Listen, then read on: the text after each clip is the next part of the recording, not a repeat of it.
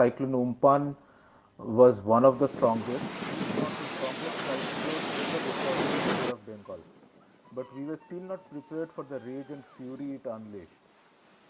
48 hours have passed since the deadly cyclone hit the city of Kolkata, and we are still reeling under its impact.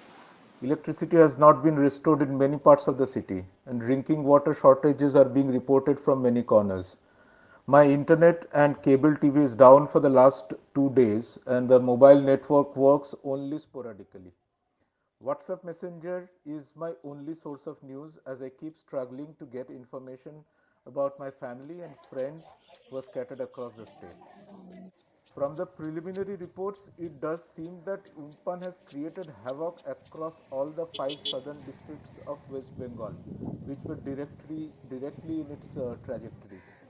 Government evacuated over 500,000 people before the storm had hit the coast, and yet 72 lives have been lost so far. The number is likely to go up as the communication channels open up. In Kolkata and in my locality, life stands still due to the hundreds of uprooted trees, electric posts, and traffic lights that are blocking the roads. I hear it might take 10 days just to clear up the city streets. But I guess we are the lucky ones. No such estimates are available for the rural areas. I keep receiving photos of devastation from many parts of the coastal districts. There has been large scale damages to crops and vegetables running into several thousand hectares of land. At least a million houses in rural and coastal areas have been severely damaged, as per some estimates.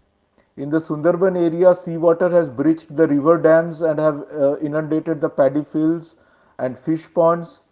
And as we experienced during the Aila cyclone a decade back, this will further aggravate the problem by making the land salty and uncultivable for at least a couple of years. Acres of vegetable gardens and fruit orchards that took 30 to 50 years to grow have been completely wiped out. The losses and damages are yet to be ascertained, but it will be staggering by any count. শাহবাড়ির ঘোষায় It পেয়ে looks তো like গোটা Sagar সম্পূর্ণভাবে Island has ভেঙে been the worst পড়েছে, সবাইকে affected, বলা হচ্ছে তারা বাইরে and থাকবে। followed by the districts of Purva Medinipur, that is Digha, Haldia, and adjoining areas, Sagar, Dweep, Namkhana, Kagdeep, etc.